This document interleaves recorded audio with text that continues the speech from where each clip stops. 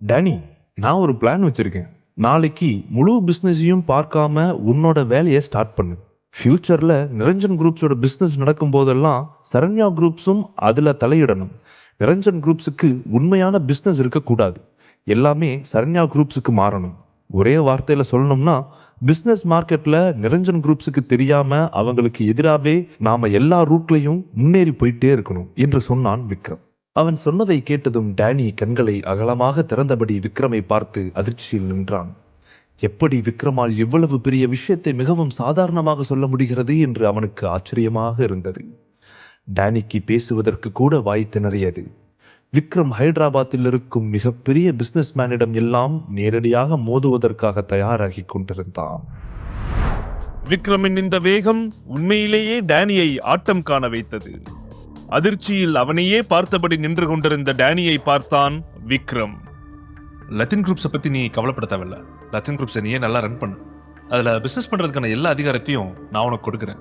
எனக்கு இப்போதைக்கு அதை கவனிக்கிறதுக்கெல்லாம் நேரம் இல்லை என்று சொன்னான் விக்ரம். டேனிக்கு நடப்பது எல்லாம் கனவா இல்லை நிஜமா என்ற குழப்பம்தான் இருந்தது.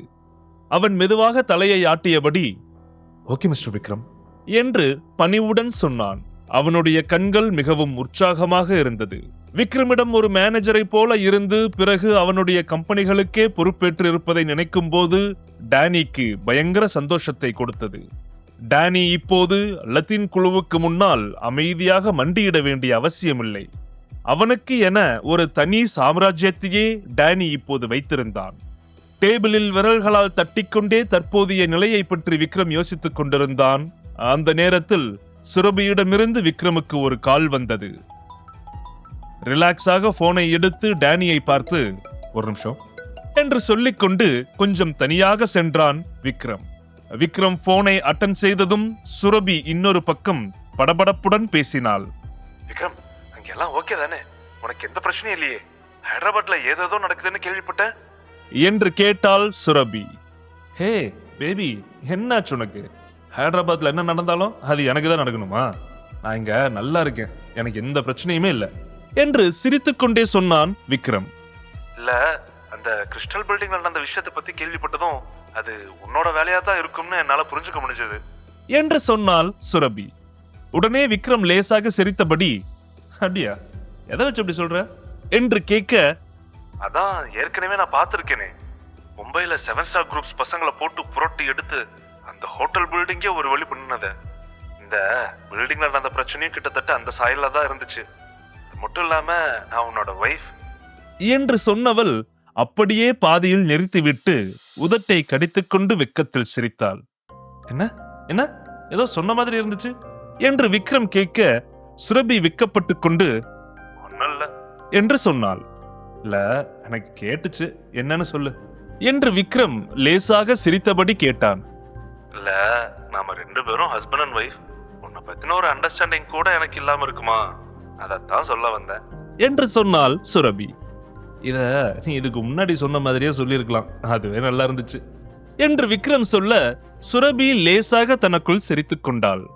அங்க எதுவும் பிரச்சனை இல்லைல்ல என்று சுரபி கேட்க, நீ கேள்விப்பட்ட மாதிரியோ நியூஸ்ல சொல்ற மாதிரியோ எந்த பிரச்சனையும் இங்க நடக்கல. அது எல்லாமே ரூமர்ஸ். நான் இங்க நல்லா இருக்கேன், வந்த வேலையும் எந்த பிரச்சனையும் இல்லாம சரியான ரூட்ல தான் போயிட்டு இருக்கு என்று சொன்னான் விக்ரம்.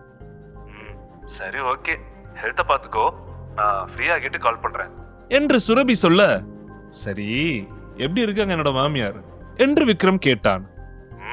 நல்லா இருக்காங்க. ஆனா பாடியில முன்ன மாதிரி இருந்த எனர்ஜி இல்ல. அவங்க பேசுறது வெளியவே கேட்காத அளவுக்கு மெதுவாதான் பேசுறாங்க என்று சொன்னாள் சுரபி. மாமியாருக்கு அதுல போய் என்னோட பேரை சொல்லு, என்னை திட்டுறதுக்காவது அவங்களுக்கு எனர்ஜி வந்துடும் என்று சிரித்துக்கொண்டே சொன்னான் விக்ரம்.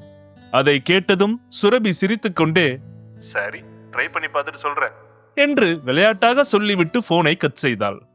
விக்ரம் சிரித்துக்கொண்டே போனை வைத்துவிட்டு, பரவாயில்லையே, எல்லாம் ஜாலியா பாசிட்டிவா போயிட்டு இருக்கே என்று மனதிற்குள் நினைத்தபடி மீண்டும் தன்னுடைய சேருக்கு வந்து உட்கார்ந்தான்.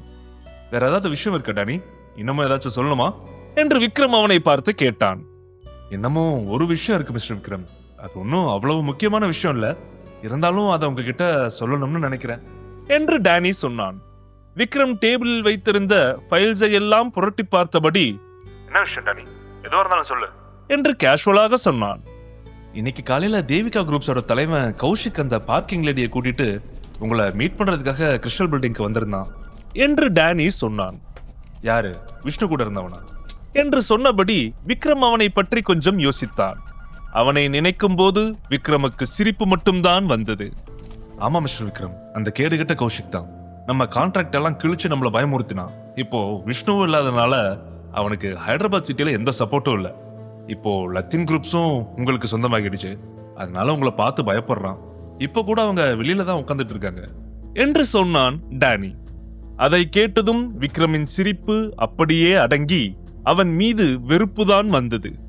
இந்த மாதிரி ஆளுங்கள்லாம் சமயம் பார்த்து காலை பிடிக்கிற ஆளுங்க, எந்த நேரத்துல எப்படி வேணாலும் மாறுவானுங்க என்று சொன்னான் விக்ரம்.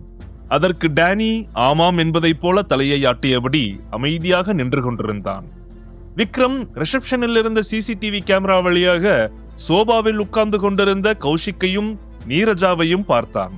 அவர்கள் 2 பேரும் பயத்துடன் அந்த இடத்தில் உட்கார்ந்து கொண்டிருந்தார்கள். கௌஷிக், நீ சொன்ன மாதிரி சேர்மன் விக்ரம் நம்ம 2 பேரையும் மன்னிச்சு ஏத்துக்குவாரா? நாம ஏற்கனவே அவரை ரொம்ப அவமானப்படுத்தியிருக்கோம். விஷ்ணு கூட சேர்ந்து தேவையில்லாத வேலைகளை நிறைய பார்த்துட்டோம். கண்டிப்பா விக்ரம் சார் நம்ம மேல கோபமா தான் இருப்பாருன்னு நினைக்கிறேன் என்று பதட்டத்துடன் கேட்டாள் நீரஜா. அதை கேட்கும்போது கௌஷிக்கின் முகமும் இருளடைந்தது. அவனது முகத்தில் ஏமாற்றம் மட்டும்தான் நிறைந்திருந்தது. உண்மையில் இப்படியெல்லாம் நடக்கும் என்று அவன் கொஞ்சம் கூட எதிர்பார்க்கவில்லை. எனக்கும் சுத்தமா அவர் ஒத்துக்குவாருன்னு நம்பிக்கை இல்லை. இருந்தாலும் ட்ரை பண்ணி பார்ப்போம். நேர்ல பார்த்து சாரி சொல்லும்போது அவரோட கோபமாச்சும் கொஞ்சம் தனியும்ல.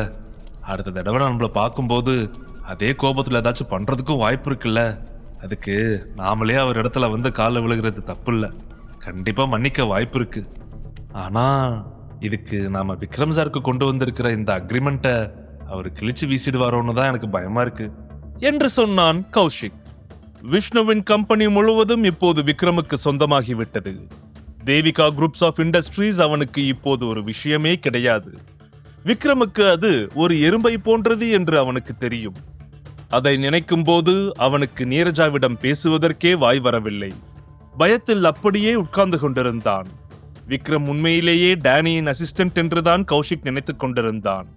ஆனால் விக்ரம் ஹைதராபாத் சிட்டி முழுவதையும் ஒரே இரவில் மாற்றக்கூடிய திறமை இருக்கும் என்று அவனுக்கு தெரியவில்லை. விஷ்ணுவின் பிசினஸ் சாம்ராஜ்யம் முழுவதுமே ஒரே நாளில் சரிந்தது. விக்ரமிடம் அப்படி நடந்ததை நினைத்து கௌஷிக் தன்னைத்தானே அடித்துக் கொண்டான். தேவையில்லாமல் டேனி கொண்டு வந்த அக்ரிமெண்டை கிழித்து விஷ்ணுவுடன் சேர்ந்து பிரச்சனை செய்து அவர்களிடம் பகையை வளர்த்துக் கொண்டான். விக்ரமுக்கு என் மேல கோபம் இல்லாம இருந்தா எவ்வளவு நல்லா இருக்கும். நான் ஒன்னும் விஷ்ணு மார்க்ஸ் மாதிரி பெரிய ஆள் கிடையாது, அதனால என்ன அவர் மன்னிச்சு ஏத்துக்குவார்னு நான் நம்புறேன் என்று கௌஷிக் தனக்குத்தானே சொல்லிக் கொண்டான்.